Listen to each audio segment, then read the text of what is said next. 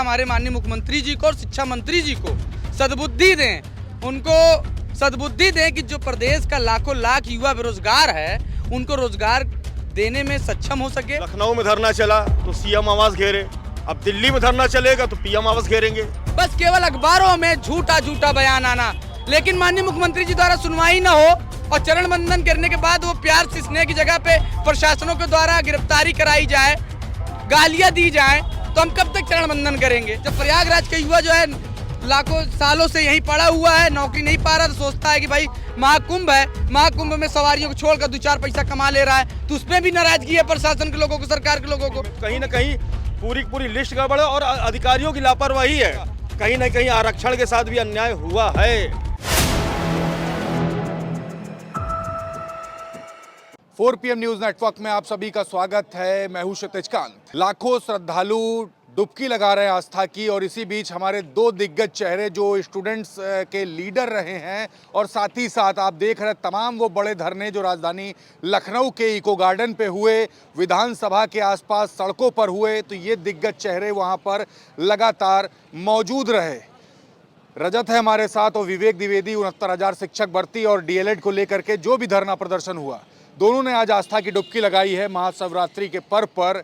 हम चर्चा करेंगे जो ये पूरा जो यहाँ पर जो कार्यक्रम हुआ इसको लेकर के क्या कुछ सोचना है, और जो स्टूडेंट्स के लेकर के या अभ्यर्थियों को लेकर के जो प्रदर्शन किए उसको लेकर के क्या कुछ संदेश दे रहे हैं, क्योंकि आज तो ये पर्व जो महाकुंभ का था ख़त्म ही हो जाएगा, लेकिन जो चर्चा है रोजगार की वो लगातार जारी रहेगी। इस तरीके का माहौल लगातार बना रहता है। रजत जी, स्वागत है आपका। बहुत बहुत धन्यवाद आपका। विवेक जी, आपका भी बहुत बहुत धन्यवाद क्षितिज कांत जी, आपके चैनल 4 PM का और आपका भी। इसी तरह आपका चैनल और आप फेमस होते रहे यूपी में। आज तो डुबकी लगा लिया आप लोगों ने। हाँ, बेशक ये आस्था की भी डुबकी थी और बेरोजगारी की भी डुबकी थी। अच्छा, एक सवाल हम करेंगे, दोनों लोग प्रयागराज से ही है? जी, मैं प्रयागराज के दारागंज से हूँ। आप कहाँ से? मैं तो फिलहाल प्रतापगढ़ का हूँ, बाकी इलाहाबाद विश्वविद्यालय के छात्रावास हाल में रहता हूँ। अच्छा, तो ये जो पूरा अभी जो महाकुंभ आज बीत रहा है इसको लेकर के क्या रहा, और जो पूरा जो सिनेरियो चला, आपने सत्र भी देखा, सत्र में भी तमाम आवाज़ें बुलंद हुई, क्या कुछ लगा पूरा माहौल? आपने देखा होगा कि जिस तरीके से विपक्षों नेता प्रतिपक्ष द्वारा बेरोजगारी का मुद्दा प्रमुखता के साथ उठाया जाता है, और उसी प्रकार से सदन अभी हाल ही में चला और सदन में तमाम प्रकार के मुद्दे बखूबी उठे भी, लेकिन जो ज़मीनी मुद्दे थे वो अभी हमको लगता कहीं ना कहीं दबाया गया हुआ है। जैसे कि आपने देखा होगा एक चर्चित मुद्दा बना कि गंगा जी का जो जल है वो प्रदूषित हो रहा है, और फिलहाल इस मुद्दे पर आपने देखा भी मीडिया ने भी अपना काफ़ी कर्तव्य का निर्वहन किया, लेकिन हम तो आज खुद ही गए थे, हम तो किनारे नहाए हैं, संगम नहीं नहा पाए, क्योंकि जिस तरीके से आपने देखा होगा कि वायरल हुआ, वीडियो भी वायरल हुआ, आप खुद ही देखते हैं कि गंगा जी का नेशनल ट्रिब्यूनल ने सवाल पूछ लिए और मानव मल मूत्र की मात्रा मिली, इस तरीके की बातें हुई। हाँ, बेशक ये चीज़ अगर कोई संस्था अगर ये रिपोर्ट साझा कर रही है तो आम जनता मानेगी, लेकिन आजकल देख रहे हैं मीडिया जो है खड़े होकर के समरसेबुल का पानी, पाइपलाइन से समरसेबुल का पानी गंगा जी में छोड़ा जाता है, और मीडिया के बंधु उसको पी कर बताते हैं कि गंगा जल पी रहे हैं। अब जो आम जनता वो तो यही देख रही है ना कि वो गंगा जी का पानी है, लेकिन इसी प्रकार से कुछ और मीडिया बंधुओं ने उसका खंडन किया कि नहीं, ये समरसेबुल का पानी गंगा जल में छोड़ा जा रहा है। तो आज आस्था की डुबकी लगाई, क्या कुछ दिल में लेकर के डुबकी लगाई आपने? हम तो जन्मों जमांतर से आने वाले सनातनी और हिंदू हैं, ये नहीं कि बीजेपी कोई हिंदू हैं, उनके जो प्रोपोगंडा फैलाया गया वो वाले हिंदू नहीं हैं। हम सब तो, हमारे आजा बाबा दादा सब हिंदू हैं, और हम तो हमेशा जब भी कुंभ इलाहाबाद में हर छात्र जो है जब रहता है वो यहाँ, जब भी कुंभ का आयोजन होता है या हर वर्ष जब माघ मेला लगता है वो यहाँ कर आकर स्नान ध्यान करता है, और साथ ही साथ में मंगलवार शनिवार को भी यहाँ पर आता ही आता है। ये 12 साल बाद अगला महाकुंभ लगेगा। हाँ। क्या चीज़ें मांगी भगवान से, क्या कुछ दिल में लेकर के डुबकी लगाई थी? आप एक चीज़ गलत कह रहे हैं। हो सके 144 साल बाद आया है, 144 साल के बाद हो सके अगले साल आएगा, 147 साल बाद, 145 साल बाद भी हो सकता है, और अगले 12 साल बाद आएगा तो हो सके उसमें 12 और जोड़ दो। तो फिलहाल हमारा काम है कि आस्था के पर्व में हम सब ने आकर दर्शन किया, और हमने गंगा मैया से साफ यही प्रार्थना किया कि गंगा मैया हमारे माननीय मुख्यमंत्री जी को और शिक्षा मंत्री जी को सद्बुद्धि दें, उनको सद्बुद्धि दें कि जो प्रदेश का लाखों लाख युवा बेरोजगार है उनको रोजगार देने में सक्षम हो सके। अभी तो हम देख रहे हैं कि हमारे शिक्षा मंत्री जी का 6 वर्षों से डाटा आंकड़ा ही नहीं सही हो पा रहा है। अभी फिर विधानसभा में विपक्ष के विधायकों ने उठाया बेरोजगारी का मुद्दा, नई प्राथमिक शिक्षक भर्ती का मुद्दा उठाया, तो उन्होंने कहा कि ऐसा है कि हमारा अनुपात समानुपात ठीक है और अभी प्रदेश में कोई भर्ती नहीं कर सकते हैं। जब आपको हम तो यही सवाल कह रहे हैं कि भाई आप प्रदेश में भर्ती नहीं कर सकते हैं, तो ये जो गरीब जो युवा है, जिसके किसान घर का, मजदूर घर का जो छात्र है, जिसके माता पिता जो है कर्ज लेकर अपने बच्चों को डीएलएड, बीटीसी, बीएड कराते हैं, आप 80-80 हज़ार रुपये सरकारी डीडी, प्राइवेट डीडी, सरकारी डीडी जो लगती है, अगर आपको जब भर्ती नहीं देना तो ऐसे कोर्स संचालन ही ना कराएं। आप सीधा बोलिए कि आत्मनिर्भर बन जाइए, पकौड़ा तलिए। हम तो आज एक मुद्दा और उठाना चाहते हैं इस चैनल के माध्यम से कि छात्र एक तरफ माननीय प्रधानमंत्री, मुख्यमंत्री जी कहते हैं आत्मनिर्भर बन जाइए, स्वरोजगार बनाइए, और यहाँ पे जो प्रयागराज के जो छात्र है, जब गाड़ी ले लेकर सवारी ढोता है तो यही प्रशासन के लोग चालान काटने लग जाते हैं उसका। आप बताइए, एक तरफ प्रधानमंत्री, मुख्यमंत्री जी कहते हैं आत्मनिर्भर बनिए, स्वरोजगार बनिए, जब प्रयागराज के युवा जो है लाखों सालों से यहीं पड़ा हुआ है, नौकरी नहीं पा रहा, तो सोचता है कि भाई महाकुंभ है, महाकुंभ में सवारियों को छोड़कर 2-4 पैसा कमा ले रहा है, तो उसमें भी नाराजगी है प्रशासन के लोगों को, सरकार के लोगों को, उनकी गाड़ियों का चालान कर दिया जा रहा है। अब आप बताइए, जब मेले में बिकने वाली चाय 10 रुपए की जगह 20 रुपए, 5 रुपए की चाय 20 रुपए में हो सकती है, जहाँ कचौड़ी की दुकान सरकार और कुंभ मेला वाले 90 लाख रुपए में उठा रहे हैं, वहीं अगर एक युवा बेरोजगार व्यक्ति 200-300 रुपया लेकर स्टेशन छोड़ दे रहा है, जो व्यक्ति पैदल जा रहा है, सरकार तो एक व्यवस्था कर नहीं पा रही है। पीपा पुल से आपने देखा कितनी भगदड़ होती है, इतनी भीड़ होती है, पैदल बेचारे 10-10 किलोमीटर, 20-20 किलोमीटर लोग जा रहे हैं। आज वहाँ 2 व्हीलर वाले बेचारे सवारियों को छोड़ रहे हैं, यहाँ का छात्र छोड़ रहा है, तो उसमें भी दिक्कत है। एक तरफ आत्मनिर्भर भी बनने नहीं देते हैं। अभी हम कहते हैं पकौड़ा तलेंगे, यही कुंभ मेला में अगर ठेलिया लगाने को कह दें तो अभी आ जाएंगे प्रशासन के लोग हटाने के लिए। तो भैया, ना आप आत्मनिर्भर बन सकते हैं, ना आप नौकरी मांग सकते हैं। नौकरी मांगेंगे तो मुकदमा हो जाएगा।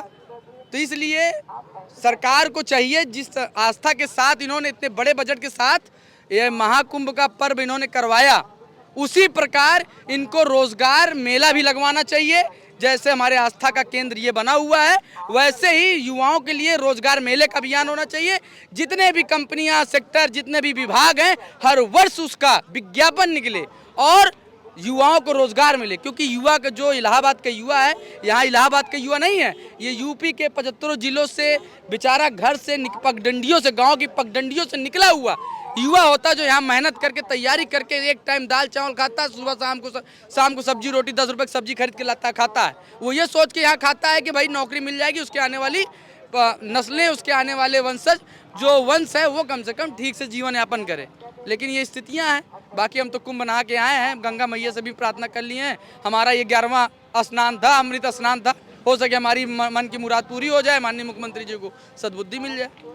आपने भी बड़ा संघर्ष किया, टंकी पे बहुत बैठे रहे, उसके बाद रिजल्ट क्या मिला ये जग जाहिर है। और तमाम जो छात्र हैं वो आपको लगातार देखते हैं। 69,000 शिक्षक भर्ती जुड़े हुए, एक नई सूची भी आ गई है। जो भी नई सूची आई, जो लिस्ट आई 69,000 की, पूरी गलत है। कैसे गलत कैसे हो गई? क्योंकि इसमें ओवरलैपिंग गलत हुई है। 90 से 96 के बीच में जो आरक्षण वाले यूआर में गए, वो गलत तरीके से गए। आरक्षण वाले उनको अपनी कैटेगरी में रहना चाहिए। शिक्षा मित्र थे गए 90-96 के बीच में भारांक लेकर, उनको ओबीसी एससी कैटेगरी में रहना चाहिए। लेकिन अगर वो अपनी कैटेगरी में रहेंगे 90-96 के बीच में, तो नीचे से जो 90-96 के बीच में है, जो नौकरी पा गए, वो बाहर होने चाहिए थे।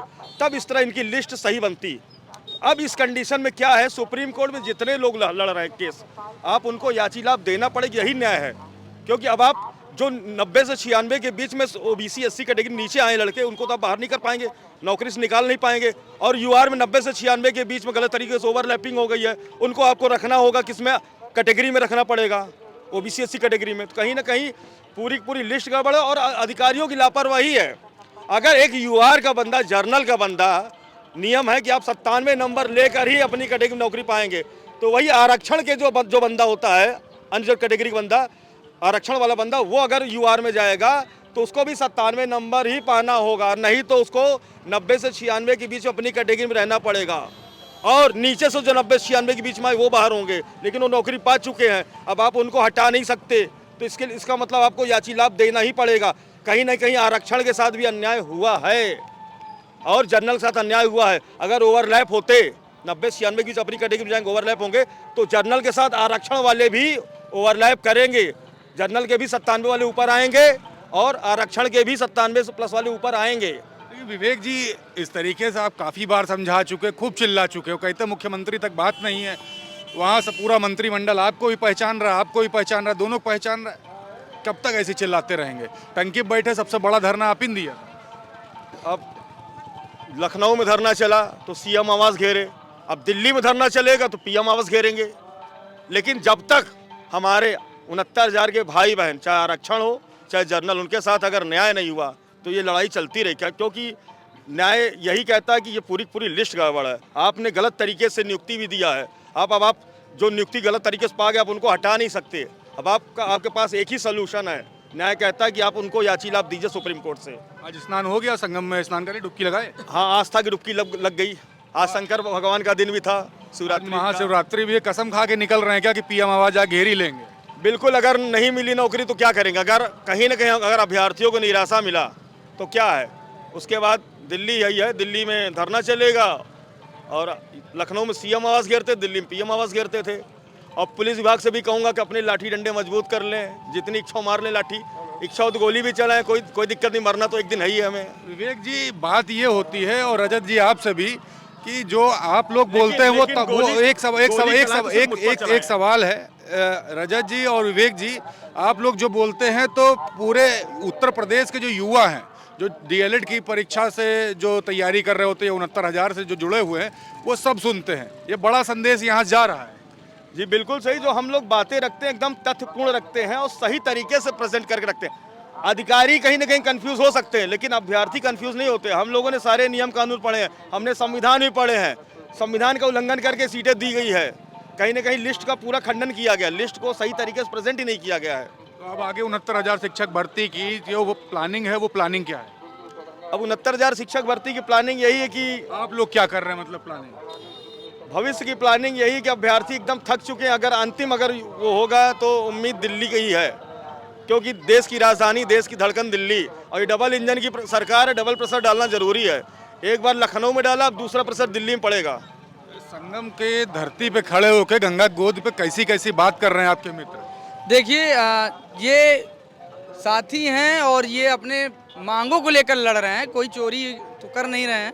इनकी जो मांगे हैं सरकार के पास काफ़ी दिन से है। कोई व्यक्ति जब एक समुदाय जब जुड़ जाता है तो वो अपने समुदाय के लिए लड़ता है। इनकी लड़ाई है कि भाई आरक्षण का मामला है, अगर सरकार आरक्षण को नहीं सुलझाएगी तो कैसे नौकरी पाएगा? भाई इन्होंने आस्था का धर्म में, कभी इन्होंने बताया ना कि आज महादेव का दिन था, हमने संगम का भी दिन था, जनरल की लड़ाई भी लड़ रहे हैं। तो आज देख रहे हैं जिस तरीके से ये लड़ रहे हैं, तो भाई क्यों नहीं लड़े? आपने देखा होगा 2022 में इन्होंने कसम भी खाया था कि हम जब तक हैं जिंदा हैं तब तक हम माननीय मुख्यमंत्री जी भाजपा को वोट नहीं देंगे। भाई सही बात है, हमने भी खाया था कि भाई जो व्यक्ति रात दिन वहाँ पड़ा रहा, भूखा प्यासा पड़ा रहा, और जब उसको लाठियों डंडों से पीटा जाए, और आप कब तक सरकार का चरण मंदन करेंगे? 10 दिन जेल भी गए। हम तो बता रहे हैं भाई, जब मुकदमा हो जाएगा, जेल जाएगा, गाली गाएगा। हम तो बहुत चरण मंदन कर रहे हैं माननीय मुख्यमंत्री योगी आदित्यनाथ जी का, लेकिन माननीय मुख्यमंत्री जी द्वारा सुनवाई ना हो और चरण बंदन करने के बाद वो प्यार से स्नेह की जगह पे प्रशासनों के द्वारा गिरफ्तारी कराई जाए, गालियां दी जाए, तो हम कब तक चरण बंदन करेंगे सरकार का? तो भाई हम सब सरकार से लड़ रहे हैं, इस मुद्दों के साथ लड़ रहे हैं कि सरकार सुने, और सरकार को और सरकार के मंत्रियों को भी पता है कि हम सब जब बिगुल फूकेंगे लखनऊ या दिल्ली के लिए, तो हम सबकी क्रांति को सरकार भी जानती है और प्रशासन भी जानता है। हमारे लिए माननीय मुख्यमंत्री आवास घेरना, विधानसभा घेरना कुछ नहीं है। हम सब लगातार घेरते आए हैं और घेरेंगे। अभी हाल ही विधानसभा में माननीय मुख्यमंत्री जी और शिक्षा मंत्री जी द्वारा जिस तरीके से बेरोजगारों के लिए नजरअंदाज किया गया, रोजगार के लिए कोई अभी तथ्यात्मक चीजें स्पष्ट रूप से क्लियर नहीं की गई, बस केवल अखबारों में झूठा झूठा बयान आना। प्रदेश उत्तर प्रदेश बनेगा, जो है उत्तर प्रदेश बनेगा देश का नंबर 1 रोजगार देने के लिए। उत्तर प्रदेश बाद में रोजगार के लिए नंबर 1 बनेगा। आज देखिए हमारे कितने साथी यहाँ बेरोजगार युवा साथी खड़े हैं, किसी का उम्र 40 साल 45 साल हो गया है। बिहार में लोग पलायन करने जा रहे हैं। जहाँ बिहार का युवा पलायन करने के लिए अन्य राज्यों में जाता था, आज पूरे भारत के युवा बिहार जैसे राज्य में पलायन कर रहे हैं, नौकरी ले रहे हैं। बताइए साथियों, अगर हम गलत बोल रहे हैं तो आप सब बताइए, एक बार कैमरा दिखा दीजिए। हाँ सही बोल रहे हैं सर, हम लोग भी डीएलएड किए, बीटीसी किए, लेकिन कोई सरकार नहीं। दूसरे राज्यों के, अपने राज्यों के वहाँ पे आ जा रहे हैं, तो वहाँ पे भी यहाँ का लोगों को नहीं मिल पाएगी फिर वैकेंसी, अदर राज्यों को भी नहीं मिल पाएगी, तो इससे दिक्कत होगी ना सर। अब सोचिए, ये हमारी आवाज नहीं है, ये नहीं कि मैं मीडिया के सामने खड़ा हो गया भाई, ये आम जनता है जो मेले से निकली हुई भीड़ है और यहाँ पर खड़ी हुई है। क्या बिहार जैसा राज्य नौकरी उत्तर प्रदेश के युवाओं को नहीं दे रहा है? बिल्कुल दे रहा है, पढ़ाई करने वाले को नौकरी मिल रही है। क्या यहाँ पर